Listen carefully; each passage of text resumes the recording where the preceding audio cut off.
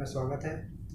जैसे कि आपने टाइटल में देख लिया कि कोरोना सच या झूठ के बारे में हम बात करेंगे कि क्या वाकई में कोरोना जो इस समय महामारी का रूप बता रही है WHO, क्या वो वाकई में ये सच है या झूठ है। तो इसके बारे में हम विस्तार से बात करेंगे। आज हमारी वीडियो थोड़ी बड़ी हो सकती है, लेकिन ये काफ़ी इम्पोर्टेंट और सबको जागरूक करने वाली वीडियो है।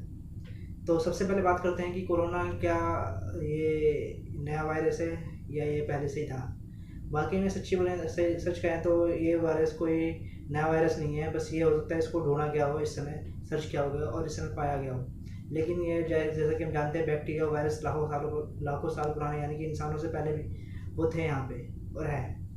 तो सबसे पहले इस जो कोरोना की बात हमारी आई है सामने है, वो आई है आपकी चाइना के वुहान से। 31 दिसंबर 2019 को इसका फर्स्ट केस आया और हमारे इंडिया में 30 जनवरी 2020 में इसका फर्स्ट केस आया केरला में। तो जैसा कि हम देख रहे हैं कि सरकार इसके लिए प्रयत्न कर रही है बहुत से, और लेकिन फिर भी ये थम नहीं रहा है बीमारी। तो इसके मुख्य बिंदुओं पर हम थोड़ा पॉइंट ध्यान केंद्रित करेंगे। उसके बाद बताएंगे कि ये इसमें कौन सी बातें सच है और कौन सी झूठ है। तो सबसे पहले हम बात करते हैं कि कोरोना वायरस को WHO ने नाम दिया है। वैसे जब स्टार्टिंग में कोरोना वायरस आया था तो इसको नाम दिया गया COVID-19, और अब इसका नाम रखा गया SARS-CoV-2, यानी कि अब का हो गया severe active acute respiratory syndromes corona virus 2। इसका नाम यह है कि several acute respiratory syndrome corona virus 2। और इसका फर्स्ट केस आपको पता ही है कि वुहान में आया है, चाइना के। और इसका जो चाइना के बाद जो आया है, ये आया है थाईलैंड में। ठीक है। इसका फर्टिलिटी जो रेट है, इसका फर्टिलिटी रेट जो आपका बताएंगे तो 3% है, 3.08%। जैसे कि हम देख रहे हैं कि भारत में 5 लाख से ज़्यादा केसेस हो चुके हैं कोरोना वायरस के, और उसमें डेथ रेट जो है 16,000 से को पार कर चुकी है।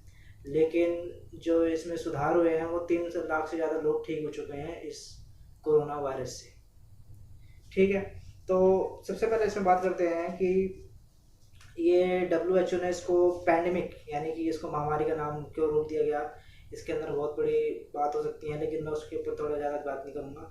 मेरा जो वीडियो जिस पर्पज़ से बना हुआ मैं उस चीज़ पे बात करूँगा कि कोरोना वायरस में क्या क्या चीज़ें बात सही है और क्या क्या चीज़ें सच है। बाकी मैं कहे तो कोरोना वायरस एक तरह से डराने की साजिश रची जा रही है, क्योंकि ये एक इंटरनेशनल मार्केट खड़ी करने के लिए किस चीज़ की, सैनिटाइजर्स की और आपका वेंटिलेटर की और बहुत सी वैक्सीन्स के लिए, जो कि अभी है तो नहीं, लेकिन फ्यूचर में क्या होता है इसको वैक्सीन का नाम लेके बेचा जाए। तो मैंने कुछ पॉइंट्स नोट्स किए हैं। इसमें सबसे इम्पोर्टेंट पॉइंट्स ये है कि WHO के द्वारा PCR नाम की किट है, जिसका इस्तेमाल कोरोना वायरस सर्च करने के लिए, किसी ह्यूमन बॉडी को टेस्ट करने का पता लगता है कि उसके अंदर कोरोना वायरस है। तो असलियत में PCR जो टेस्ट है वो केवल 97 से 99% सत्य है, ये 100% सत्य नहीं है। यानी कि आप अगर 100 लोगों को टेस्ट करेंगे इस किट के थ्रू, तो अगर 100 के 100 स्वस्थ व्यक्ति हैं तो उसमें से 1 या 2 व्यक्तियों को ये अस्वस्थ यानी कि कोरोना पॉजिटिव बोलेगा। सबसे इम्पोर्टेंट बात यह है कि CPR किट के द्वारा जो टेस्ट किया जा रहा है उसमें 97 से 99% ही केवल सत्य हैं। यानी कि आपका 100 स्वस्थ लोगों में अगर आप देखेंगे इस किट का इस्तेमाल करेंगे तो उनमें 1 से 2 पॉजिटिव आपको बताएगा। तो जितना ज़्यादा इसके दौरान इस किट का इस्तेमाल करेंगे उतना ज़्यादा लोगों की पॉजिटिव बताने के चांस ज़्यादा होते हैं। इसलिए जो देखा जा रहा है कि इस किट का जहाँ जिस देश में सबसे ज़्यादा इस्तेमाल हो रहा है उस देश में कोरोना पॉजिटिव लोगों की संख्या बढ़ रही है, चाहे वो वाकई में हो या ना। दूसरी बात ये होती है कि इसका जो हमारा फर्टिलिटी रेट है वो 3% है। यानी कि अगर 100 लोगों को कोरोना होता है तो उसमें से केवल 3 लोगों की डेथ होती है। 97% जो लोग हैं वो स्वस्थ होते हैं, कोरोना वायरस से निकल जाते हैं। और जैसे कि हम देखा जा रहे हैं कि जो कोरोना वायरस है केवल अमीर और विकसित डेवलप्ड कंट्री में ज़्यादा हो रहा है। जैसे कि हम देख रहे हैं कि आने वाले टाइम में कि इटली में हुआ था, उसके बाद अमेरिका, रूस और भी थाईलैंड वगैरह। लेकिन जो पुअर कंट्री है, जैसे कि हम अफ्रीका नाम ले सकते हैं, युगांडा, तंजानिया, इन जैसे देशों में कोरोना वायरस मारा गया बहुत ही कम मात्रा में, ना के बराबर। और दूसरी बात यह है कि यहाँ हज़ारों लोग मर रहे हैं COVID-19 से। ये एक बहुत ही बड़ी बात कही जा रही है, लेकिन ये वाकई में सत्य नहीं है। ठीक है। तो कोरोना वायरस से बचने की ज़रूरत है, डरने की ज़रूरत नहीं है। और दूसरी बात हम कह रहे हैं कि इसके अंदर जो इसकी हिस्ट्री है आपको मैंने बता दी गई है कि समय समय पर WHO को नई नई बीमारी लाता रहता है हर 2 साल में 5 साल में। जैसे कि पहले इबोला आया था, सार्क आया था, प्लेग आया था, उसी तरीके से एक नया जीवाणु का खोज की गई है और इसे एक महामारी का नाम दिया गया है। तो इसके अंदर जो इम्पोर्टेंट पॉइंट बता रहा था मैंने 2-3 इम्पोर्टेंट पॉइंट बताया और मैं सबसे पहले इसका इम्पोर्टेंट पॉइंट बता देता हूँ। तो सबसे पहले इसका है कि दुनिया में 100 से ज़्यादा देशों में कोरोना वायरस अपने पैर पसार चुका है, बट इसमें स्वस्थ लोगों की संख्या काफ़ी ज़्यादा है और डेथ रेट इसमें थोड़ी कम है, तो ये काफ़ी अच्छी बात है। दूसरी बात ये है कि ये एक झूठ है कि ये सर्दी जुकाम से फैलता है ये वायरस, और जिस व्यक्ति को जुकाम या खांसी है तो इसका मतलब उसको कोरोना वायरस है, इस तरह की बात कही जा रही है। क्योंकि देखा जा रहा है कि अमूमन जिन लोगों को सर्दी या जुकाम है उनमें कोरोना वायरस होता है, लेकिन कोरोना वायरस का एक फैमिली है ये, जैसे इबोला हो गया, सार्क हो गया, ये तरह के चचेरे भाई बोल सकते हैं इनको, ये एक ही फैमिली के हैं। कोरोना वायरस कोई नया नहीं है, लेकिन इसका नाम ये थोड़ा अपग्रेड है, जैसे एक मोबाइल अपग्रेड होता है, अपग्रेड वर्जन आते हैं, उसी तरीके का ये अपग्रेड वर्जन है कोरोना का। क्योंकि जुकाम में नॉर्मल जो जुकाम होता है उसमें भी कोरोना वायरस होता है, लेकिन इसमें क्या है SARS-CoV-2 यानी कि 7 एक्यूट सिंड्रोम इस बीमारी का नाम है, और सार्क को 2 इस वायरस का नाम दिया गया है। और इसके अंदर क्या है कि पहला जो झूठ है ये है कि ये सर्दी जुकाम से फैलता है वायरस, जबकि यूनिवर्सिटी ऑफ हांगकांग के कोरोना वायरस पर हुई रिसर्च में बताया गया है कि ये फ्लू सामान्य रूप से जिस प्रकार हमारा सर्दी जुकाम लोगों को इन्फेक्ट करता है, 2 से 3 लोगों को, 4 लोगों को, उसी प्रकार ये भी इन्फेक्ट करता है। लेकिन ज़रूरी नहीं है कि जिसको सर्दी जुकाम है और उसे कोरोना वायरस है, ये सत्य नहीं है, ये पूरी तरीके से झूठ है। दूसरा झूठ ये है कि इस संक्रमण से जिसको जो इस वायरस से संक्रमित है उसकी मौत होनी है, ये निश्चित है, जबकि ऐसा सत्य नहीं है। कोविड-19 एक संक्रमण रोग है और ये पूरी तरीके से क्योर किया जा सकता है, और इसको हम उदाहरण दे सकते हैं भारत में कि 5 लाख से ज़्यादा केस हो चुके हैं, लेकिन 3 लाख से ज़्यादा लोग इससे रिकवर हो चुके हैं। तीसरा झूठ यह है कि ये पालतू जानवरों से फैलता है, जबकि ये सरासर झूठ है। पालतू जानवर अभी तक किसी भी रिसर्च में सामने नहीं आया है कि कोरोना वायरस पालतू जानवरों से फैलता है। चौथी बात यह है कि बढ़ते तापमान में कोरोना वायरस खत्म होता है, ये गलत है। क्योंकि पहले जब अब मार्च में या अप्रैल में ये वायरस था तब हम सोचते थे, भारत में कहा गया था, ये अफवाह उड़ी थी कि जैसे जैसे भारत में गर्मी बढ़ेगी मई के महीने में, तो वैसे वैसे ये वायरस खत्म हो रहा है, लेकिन नहीं, फिर भी ये लगातार बहुत तेज़ी से बढ़ रहा है। क्यों? पहले तो मैंने आपको बता दिया, PCR टेस्ट जो मशीन है इसकी 100% सही नहीं बताती। और चौथी बात तो हमने बता दिया कि ये वायरस तापमान के बढ़ने पे खत्म होता है, ये सरासर झूठ है। पांचवी बात ये कि गर्म पानी से नहाने से संक्रमण खत्म होता है, जी ये बिल्कुल गलत है। आयुर्वेद में कहा गया है कि गर्म पानी से नहाने से आपकी इम्यून सिस्टम कमज़ोर होती है, जिससे आपका रोग प्रतिरोधक क्षमता यानी कि रोगों से लड़ने की क्षमता कम हो जाती है। इसलिए गर्म पानी का इस्तेमाल ना करें तो आपके लिए बेहतर है। छठी बात क्या है, लॉकडाउन से इस वायरस से बच सकते हैं। ये सबसे बड़ा अब तक का झूठ है कि लॉकडाउन से इस वायरस से बच सकते हैं, क्योंकि हमारी सरकार ने लॉकडाउन 24 मार्च से कंटिन्यू कर दिया था लॉकडाउन। और जब ये लॉकडाउन में मैं आपको बताऊँ, मैंने नोट्स बनाया इस चीज़ के ऊपर कि जब 22 मार्च को फर्स्ट जनता कर्फ्यू लगाया गया, गवर्नमेंट ने देखा कि जनता कितना सपोर्ट करती है, फिर 24 मार्च को नेशनल लॉकडाउन रखा गया, 24 से 14 मार्च को, ठीक। फिर 24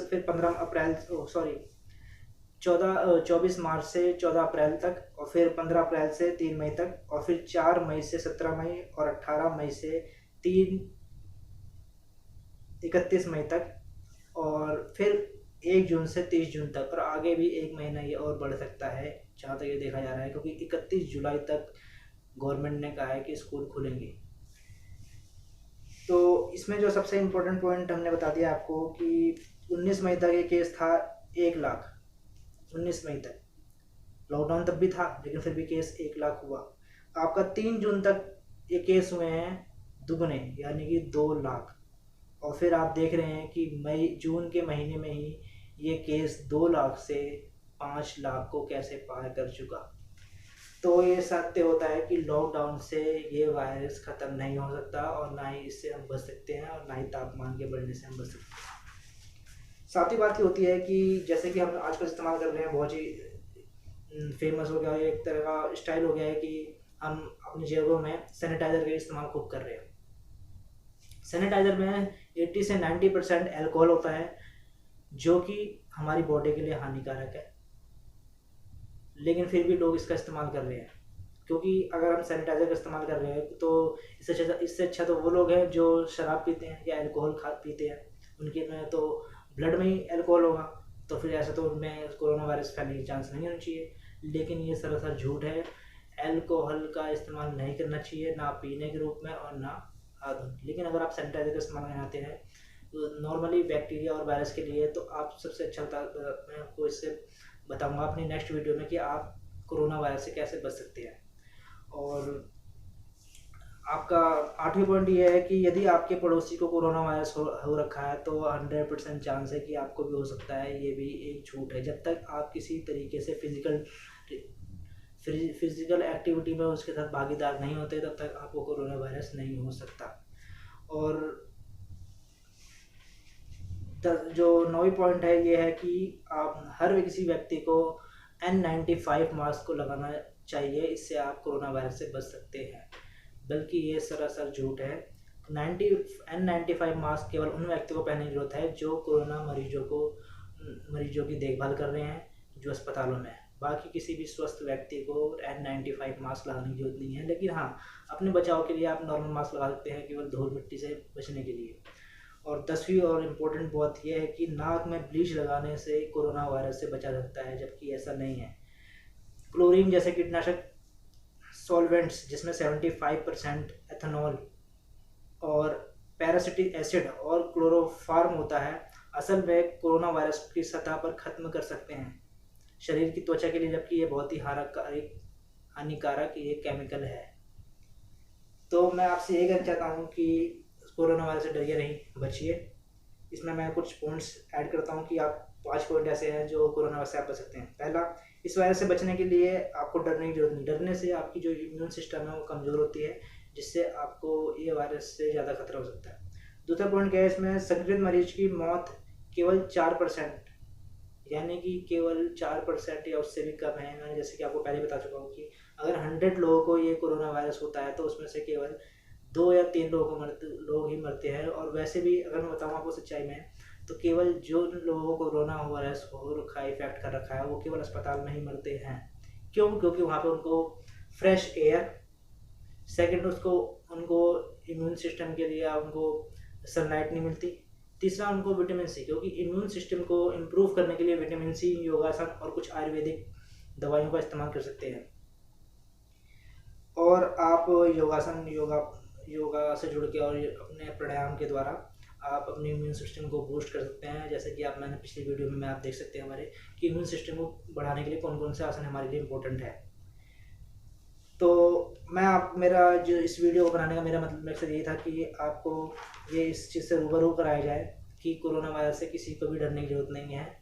इससे केवल बचने की ज़रूरत है, और बचने के लिए आप केवल अपने इम्यून सिस्टम, वो सबसे अच्छा सैनिटाइज़र है जो हमारे नेचुरल इम्यून सिस्टम जो हमारे ईश्वर ने बनाया हमारे अंदर, वो काफ़ी इंपॉर्टेंट है और काफ़ी अच्छा है। और हमें उसको इम्प्रूवमेंट करना चाहिए, ना कि हमें कुछ उल्टे सुल्टी चीज़ें से, तली भुनी चीज़ें से हमारा ये इम्यून सिस्टम कमज़ोर होता है। तो मेरा आपसे यही प्रार्थना है कि आप इम्यून सिस्टम को मजबूत करिए और किसी भी तरीके बाहरी चीज़ों का इस्तेमाल ना करें। मुख्यतः सैनिटाइजर के इस्तेमाल करने के बाद अपने आप को साबुन से अपने हाथों को धोइए, और जितना हो सके उतना कम सैनिटाइजर का इस्तेमाल करिए, क्योंकि ये हमारी त्वचा के लिए, हमारे स्किन के लिए काफ़ी हानिकारक है। तो मैं आपके लिए इस बार फिर भी बता देता हूँ इसके अंदर कि हमारी जो स्किन की लेयर होती है उसके ऊपर एक हमारे फ्रेंडली जो हमारे मित्र बैक्टीरिया होते हैं वो काफ़ी इंपॉर्टेंट रोल निभाते हैं हमारी स्वस्थता के लिए। क्योंकि कोई भी बैक्टीरिया हमारे हाथों पे आते हैं या स्किन पे आते हैं तो हमारे जो मित्र यानी कि हमारे जो फ्रेंड बैक्टीरिया होते हैं वो उनसे लड़के हमारी सुरक्षा करते हैं। जैसे कि आप हमारे नेक पे देख सकते हैं कि नेक के हमारे अंदर जो होता है वो 50,000 तक बैक्टीरिया होते हैं, वायरस होते हैं, लेकिन वो उसके नीचे नहीं जा पाते क्योंकि हमारे जो इम्यून सिस्टम है, हमारे इम्यून सिस्टम का जो पॉइंट है ये बिल्कुल हमारे चेस्ट के बीचों बीच होता है। ठीक, जैसे कि हम उसके अंदर बोलते हैं हमारे आयुर्वेद में बताया गया है कि हमारा मूलाधार चक्र, आपका स्वादिष्ठान, मणिपुर और अनाहत चक्र, विशुद्धि चक्र, आज्ञा चक्र होता है। ये यहाँ पे अनाहत चक्र जो हमारे यहाँ पे होता है और विशुद्धि चक्र होता है, ये हमारे बीच, इन दोनों के बीच में हमारे इम्यून सिस्टम होता है, जो हमारे इम्यून को बूस्ट करके रखता है और हमें हर तरह की बीमारी से बचा के रखता है, किसी भी वायरस से। और आप और ज़्यादा जानकारी के लिए आप जुड़ सकते हैं डॉक्टर विश्व राय चौधरी जी से, जो कि इंटरनेशनल डॉक्टर हैं और उन्होंने सत्य बताया है कि WHO और बहुत से विकसित देशों की क्या इतनी बड़ी साजिश है जिसके द्वारा हमें कोरोना वायरस से डराया जा रहा है, और इसके लिए बहुत बड़ी इंटरनेशनल लेवल पे मार्केट तैयार की जा रही है। तो मेरा आपसे यही निवेदन है कि अपने इम्यून सिस्टम को मौजूद रखिए, आप फ्रूट्स खाइए, वेजिटेबल्स खाइए, जितना हो सके आप अपने फल फ्रूट्स को धो के अच्छे से और उनको कच्चे ही खाएं। इससे हमारी इम्यून सिस्टम मजबूत होती है और हम काफ़ी लंबे समय तक जी सकते हैं बिना बीमारियों के, बिना किसी इन्फेक्शन के। तो धन्यवाद आपको मेरी वीडियो देखने के लिए। अगर हमारी वीडियो अच्छी लगी, हमारी जानकारी अच्छी लगी तो प्लीज़ लाइक कीजिए, कमेंट कीजिए और सब्सक्राइब कीजिए हमारे चैनल को। और किसी भी तरह की क्वेश्चन के लिए आप हमारे कमेंट बॉक्स में कमेंट कर सकते हैं और मैं उन क्वेश्चनों का जवाब देने की पूरी कोशिश करूँगा। और तब तक के लिए नमस्कार, जय हिंद, जय भारत।